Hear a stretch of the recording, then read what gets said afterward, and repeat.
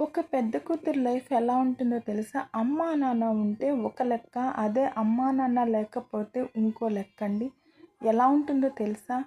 తనే తన చెల్లికి అమ్మా, నాన్నే తోడుంటుంది.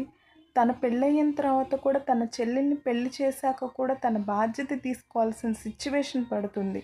ఎందుకంటే తను ప్రెగ్నెంట్‌గా ఉన్నప్పుడు చూసుకోవడానికి తనకంటూ ఎవరూ ఉండరు. ఆమె అత్త, మామ, ఆమె భర్త ఎంత సపోర్ట్ ఇచ్చినా, ఎంత ప్రేమగా చూసుకున్నా తల్లి, తండ్రి లేని లోటనేది అలాగే ఉంటుంది.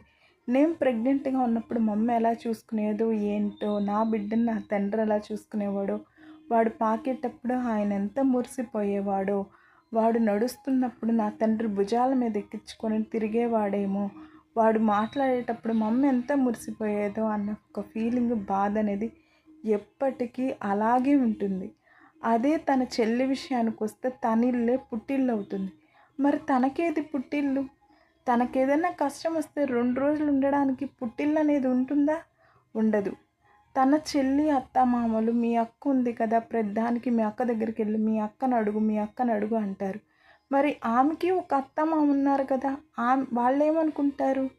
వాళ్ళెలా రిసీవ్ చేసుకుంటారన్నది వీళ్ళ చెల్లెలు అత్తమామ అనేది అర్థం చేసుకోరు. ఇటు భర్తకి చెప్పుకోలేక, అటు చెల్లెల ఫ్యామిలీకి చెప్పుకోలేక ఆ ఆడపిల్ల ఎంత సఫర్ అవుతుందో ఎవరైనా అర్థం చేసుకుంటారా? చేసుకోరండి.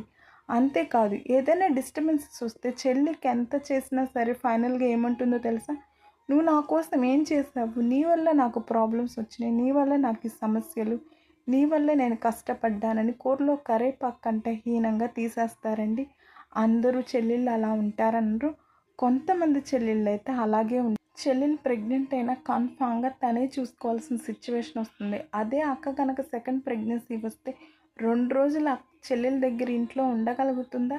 చెల్లెలికి ఇష్టమైనా సరే వాళ్ళ అత్తమామలు, ఆమె భర్త యాక్సెప్ట్ చేస్తారా? చేయరు కదా! అదే ఆమెకి సెకండ్ ప్రెగ్నెన్సీ వచ్చినా, ఫస్ట్ ప్రెగ్నెన్సీ వచ్చినా అక్కదే బాధ్యత అవుతుంది. నాకు అర్థం కాదు, పేరెంట్స్ అనేది ఇద్దరికీ లేరు కదా! ఎవరో ఒకళ్ళకే కాదు కదా! ఒక్కళ్ళ మీదే ఎందుకు బాధ్యత మోపుతుంది ఈ సమాజం? అదేమంటే నువ్వు పెద్దదానివి, చెల్లెలు చిన్నది, చెల్లెల్ని చూసుకోవాల్సిన బాధ్యత నీకుంది అని చెప్పేసి చెప్తారే తప్ప, ఆమెకి ఒక అత్తమామ ఉన్నారు, ఆమెకి భర్త ఉన్నారు, వాళ్ళ ఫ్యామిలీ యాక్సెప్ట్ చేస్తుందో చేయదో అని చెప్పేసి ఎవ్వరూ ఆలోచించరండి. ఎటువైపు అమ్మాయి చిన్నది, నువ్వే చూసుకోవాలి, నువ్వే చెప్పుకోవాలి అంటారు.